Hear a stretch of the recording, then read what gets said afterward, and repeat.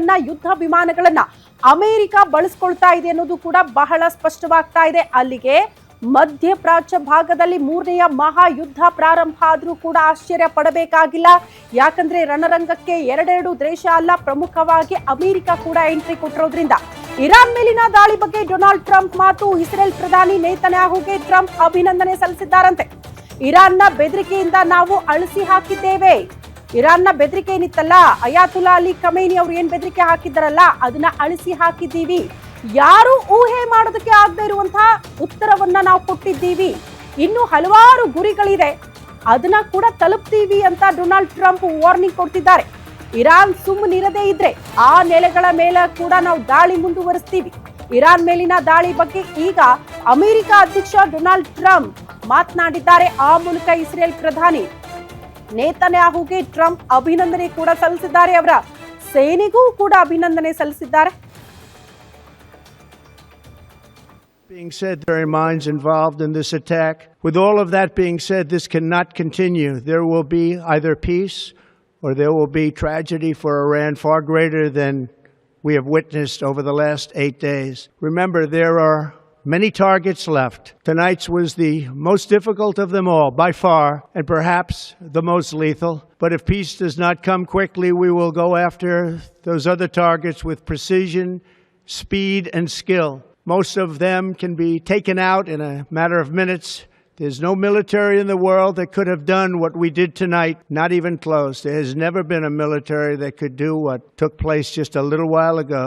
Tomorrow, General Kane, Secretary of Defense, Pete Hegseth will have a press conference at 8 a.m. at the Pentagon. There are minds involved in this attack. With all of that being said, this cannot continue. There will be either peace or there will be tragedy for Iran far greater than we have witnessed over the last 8 days. Remember, there are many targets left. Tonight's was the most difficult of them all, by far, and perhaps the most lethal. But if peace does not come quickly, we will go after those other targets. ಈ ಬಗ್ಗೆ ಮತ್ತಷ್ಟು details ಅನ್ನ ಕೊಡೋದಕ್ಕೆ digital editor ಆದಂತಹ ದಿಲೀಪ್ ನೇರ ಸಂಪರ್ಕದಲ್ಲಿ join ಆಗ್ತಿದ್ದಾರೆ news room ಇಂದ. ದಿಲೀಪ್, ಇರಾನ್ ಮತ್ತು ಇಸ್ರೇಲ್ ನಡುವಿನ ಯುದ್ಧಕ್ಕೆ ನೇರವಾಗಿ ಅಮೆರಿಕ ಎಂಟ್ರಿ ಕೊಟ್ಟಿದೆ. ಅಮೆರಿಕ ದಾಳಿ ಮಾಡಿಲ್ಲ ಅಂತ ಅಲ್ಲ ಈ ಹಿಂದೆ, ಬಟ್ ಇಸ್ರೇಲ್ ಮುಖಾಂತರ ದಾಳಿಯನ್ನ ಮಾಡ್ತಾ ಇತ್ತು ಅನ್ನೋದು ಬಹಳ ಸ್ಪಷ್ಟವಾಗಿತ್ತು.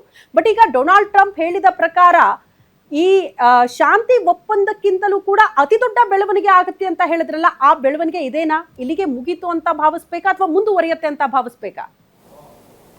ಖಂಡಿತ ಶ್ರುತಿ, ಏನಂದರೆ ಈ ಒಂದು ದಾಳಿ ಏನಿದೆ ಇವತ್ತು ಕಳೆದ 8 ದಿನಗಳಿಂದ ಇಸ್ರೇಲ್ ಏನೊಂದು ದಾಳಿ ನಡೆಸ್ತಾ ಇತ್ತು ಇರಾನ್ ಮೇಲೆ, ಆ ಎಲ್ಲ ದಾಳಿಗಳಿಗಿಂತನೂ ಅತ್ಯಂತ ಭೀಕರವಾದ ದಾಳಿ ಅಂತ ಹೇಳ್ಬೋದು. ಮತ್ತು ಇದೊಂದು ನಿರ್ಣಾಯಕ ದಾಳಿ ಅನ್ನೋ ರೀತಿ ಟ್ರಂಪ್ ಮಾತಾಡಿದ್ದಾರೆ. ಯಾಕೆಂದರೆ ಈ ಇರಾನ್ ಮೇಲೆ ಇಸ್ರೇಲ್ ಮತ್ತು ಅಮೆರಿಕಾಗಿದ್ದಿದ್ದು ಕೇವಲ ಒಂದೇ ಒಂದು ಪ್ರಮುಖ ಆರೋಪ ಏನಂದರೆ ಇರಾನ್ ಯಾವುದೇ ಕಾರಣಕ್ಕೂ ಅಣ್ವಸ್ತ್ರಗಳನ್ನು ಹೊಂದಬಾರದು ಅಂತ. ಆ ಕಾರಣದಿಂದಾಗಿ ಏನೇ ಶಾಂತಿ ಮಾತುಕತೆ ಇದ್ದರೂ ಕೂಡ ಅದು ಕೇವಲ ಈ ಅಣ್ವಸ್ತ್ರದ ಸುತ್ತಮುತ್ತಲೇ ಸುತ್ತಾಡ್ತಿತ್ತು ಮಾತುಕತೆಗಳು. ಹಾಗಾಗಿ ನೀವು ಯಾವುದೇ ಕಾರಣಕ್ಕೂ ಅಣ್ವಸ್ತ್ರ ಹೊಂದಬಾರ್ದು ಅಂತ ಹೇಳ್ಬಿಟ್ಟು ಅಮೆರಿಕ ಮತ್ತು ಇಸ್ರೇಲ್ ಒತ್ತಡ ಇರ್ತಿತ್ತು. ಆದರೆ ಈ ಒತ್ತಡಕ್ಕೆ ಇರಾನ್ ಯಾವತ್ತೂ ಬಗ್ಗಿರಲಿಲ್ಲ.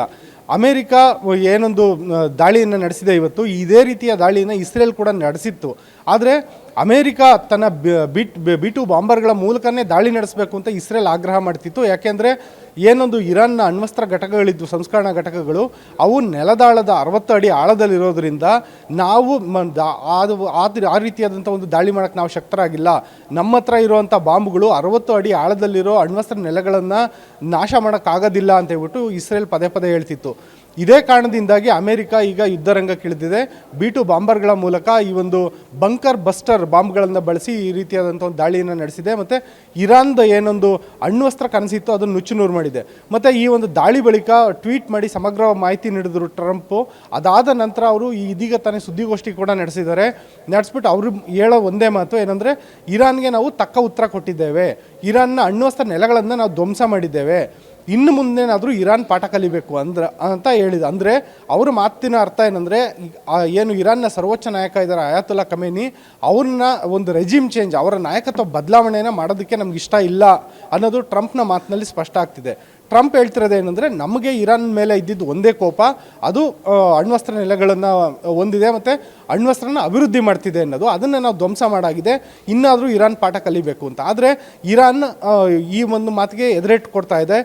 ಏನೊಂದು ಅಮೆರಿಕ ದಾಳಿ ನಡೆಸಿದೆ, ಈಗ ಅಮೆರಿಕನು ಅಧಿಕೃತವಾಗಿ ಎಂಟ್ರಿ ಕೊಟ್ಟಿರೋದ್ರಿಂದ ಯುದ್ಧಕ್ಕೆ ನಮ್ಮ ಸಮರ ಈಗ ಇಸ್ರೇಲ್ ಮಾತ್ರ ಅಲ್ಲ, ಅಮೆರಿಕ ವಿರುದ್ಧನೂ ನಾವು ನಮ್ಮ ಸೇಡು ತೀರಿಸ್ಕೊತೀವಿ ಅಂತ ಇರಾನ್ ಹೇಳ್ತಿದೆ. ಹಾಗಾಗಿ ಒಂದು ವೇಳೆ ಏನಾದರೂ ಇರಾನ್ ಪ್ರತಿದಾಳಿ ನಡೆಸ್ದಲೇ ಸೈಲೆಂಟ್ ಆದರೆ ಈ ಯುದ್ಧ ಮುಗಿಬಹುದು ಅಂತ ಭಾವಿಸ್ಬೋದು. ಆದರೆ ಇರಾನ್ ಸೈಲೆಂಟ್ ಆಗೋ ಲಕ್ಷಣಗಳು ಕಾಣ್ತಿಲ್ಲ. ಜೊತೆಯಲ್ಲೇ ಇರಾನ್ ಬೆಂಬಲಿತ ಹೌತಿ ಉಗ್ರರು ಏನು ಯಮನ್ ದೇಶದಲ್ಲಿದ್ದಾರೆ, ಹೌತಿ ಉಗ್ರರು, ಅವರು ಕೂಡ ಅಮೆರಿಕ ವಿರುದ್ಧ ಮುಗಿ ಬೀಳಕ್ಕೆ ಸಜ್ಜಾಗಿದ್ದಾರೆ.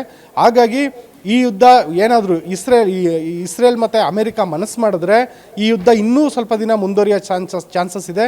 ಒಂದು ವೇಳೆ ಏನಾದರೂ ಇರಾನ್ ತಣ್ಣಗಾದರೆ ಈ ಯುದ್ಧ ತಕ್ಕಮಟ್ಟಿಗೆ ನಿಯಂತ್ರಣಕ್ಕೆ ಬರ್ಬೋದು ಅನ್ನೋ ಲಕ್ಷಣಗಳು ಕಾಣ್ತಾ ಇದೆ ಶ್ರುತಿ.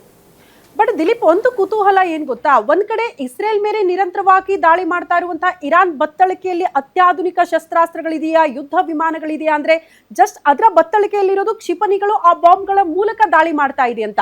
ಅಮೆರಿಕ ಕೂಡ ತನ್ನ ಬತ್ತಳಿಕೆಯಲ್ಲಿ ಅತ್ಯಾಧುನಿಕ ಶಸ್ತ್ರಾಸ್ತ್ರಗಳನ್ನ ಹೊಂದಿದೆ, ಇಸ್ರೇಲ್ ಕೂಡ ಅತ್ಯಾಧುನಿಕ ಶಸ್ತ್ರಾಸ್ತ್ರಗಳು ಹೊಂದಿದೆ. ಈ ಎರಡೂ ದೇಶಗಳನ್ನ ಎದುರು ಹಾಕಿಕೊಂಡು ಈ ದಾಳಿಯನ್ನ ಮುಂದುವರಿಸುವಂತ ಸಾಮರ್ಥ್ಯ ಇರಾನ್ಗೆ ಇದೆ ಅಂತ ಭಾವಿಸಬಹುದಾ ಈ ಕ್ಷಣಕ್ಕೂ? ಇರಾನ್ಗೆ ಆ ರೀತಿಯಾದಂಥ ಯಾವ ಸಾಮರ್ಥ್ಯನೂ ಇಲ್ಲ ಅಂತ ಕಡಾಖಂಡಿತವಾಗಿ ಹೇಳ್ಬೋದು ಶ್ರುತಿ. ಯಾಕೆಂದರೆ ಇರಾನ್ ಬಳಿ ಇರೋದು ಕೇವಲ ಕ್ಷಿಪಣಿಗಳು ಮಾತ್ರ, ಅದು ಕೂಡ ಅತ್ಯಾಧುನಿಕ ಕ್ಷಿಪಣಿಗಳಿದ್ದಾವೆ, ಖಂಡಾಂತರ ಕ್ಷಿಪಣಿಗಳಿದ್ದಾವೆ ಮತ್ತು ಕ್ರೂಸ್ ಕ್ಷಿಪಣಿಗಳು ಇರಾನ್ ಬಳಿ ಇದೆ. ಜೊತೆಗೆ ಇರಾನ್ ಆ ಒಂದು ಕ್ಷಿಪಣಿಗಳನ್ನು ಮಾತ್ರ ಬಳಸ್ಕೊಂಡು ದಾಳಿ ಮಾಡ್ತಾ ಇದೆ ಇದುವರೆಗೂ ಇಸ್ರೇಲ್ ಮೇಲೆ. ಜೊತೆಗೆ ಏನೊಂದು ಇರಾನ್ ಇದೆ, ಅದು ಅಮೆರಿಕ ಮೇಲೆ ನೇರವಾಗಿ ದಾಳಿ ಮಾಡೋಕ್ಕಾಗೋದಿಲ್ಲ. ಯಾಕೆಂದರೆ ಅಮೆರಿಕ ಖಂಡ ಇರಾನ್ನಿಂದ ಸಾಕಷ್ಟು ದೂರದಲ್ಲಿದೆ. ಇರಾನ್ ಬಳಿ ಇರುವಂಥ ಕ್ಷಿಪಣಿಗಳು ಅಮೆರಿಕನ ತಲುಪೋದಿಲ್ಲ. ಆದರೆ ಅಮೆರಿಕದ ಏನು ಮಧ್ಯಪ್ರಾಚ್ಯದಲ್ಲಿ ಒಂದು 10ಕ್ಕೂ ಹೆಚ್ಚು ಸೇನಾ ನೆಲೆಗಳಿದ್ದಾವೆ ಅಮೆರಿಕಾಗೆ, ಆ ಅಮೆರಿಕ ಸೇನಾ ನೆಲೆಗಳು. ಆ ಅಮೆರಿಕದ ಸೇನಾ ನೆಲೆಗಳನ್ನು ಗುರಿಯಾಗಿಸಿ ಇರಾನ್ ದಾಳಿ ನಡೆಸ್ಬೋದು. ಆದರೆ ಇರಾನ್ ಬಳಿ ಇರೋದು ನೀವಾಗಲೇ ಹೇಳಿದಂತೆ ಕೇವಲ ಕ್ಷಿಪಣಿಗಳು ಮಾತ್ರ. ಅದರ ಬಳಿ ಯುದ್ಧ ವಿಮಾನಗಳಿಲ್ಲ, ದಾಳಿ ಹೆಲಿಕಾಪ್ಟರ್ಗಳಿಲ್ಲ, ಅದನ್ನು ಬಿಟ್ಟರೆ ಯಾವುದೇ ಅತ್ಯಾಧುನಿಕ ಶಸ್ತ್ರಾಸ್ತ್ರಗಳು ಇರಾನ್ ಬಳಿ ಇಲ್ಲ. ಹಾಗಾಗಿ ತನ್ನ ಕೇವಲ ಕ್ಷಿಪಣಿ ಬಲದಿಂದನೇ ಇರಾನ್ ಎಷ್ಟು ಕಾಲ ಈ ಯುದ್ಧವನ್ನು ಮುಂದೂಡ್ಬೋದು ಅನ್ನೋ ಕುತೂಹಲ ಇದೆ. ಜೊತೆಗೆ ಇಸ್ರೇಲ್ ಏನು ಮಾಡ್ತಾ ಇದೆ, ಇರಾನ್ನ ಕ್ಷಿಪಣಿ ನೆಲೆಗಳನ್ನು ಧ್ವಂಸ ಮಾಡಾಕ್ತಾ ಇದೆ. ಹಾಗಾಗಿ ಇರಾನ್ನ ಎಲ್ಲ ರೀತಿಯಲ್ಲೂ ಕಟ್ಟಾಕುವಂಥ ಕೆಲಸನ ಅಮೆರಿಕ ಮತ್ತು ಇಸ್ರೇಲ್ ಮಾಡ್ತಿರೋದ್ರಿಂದಾಗಿ ಇರಾನ್ ಶರಣಾಗತಿ ಆಗದೆ ಬೇರೆ ಅನ್ಯ ಮಾರ್ಗ ಇಲ್ಲ ಅನ್ನೋ ರೀತಿಯ ವಾತಾವರಣ ಸೃಷ್ಟಿಯಾಗಿದೆ ಶ್ರುತಿ.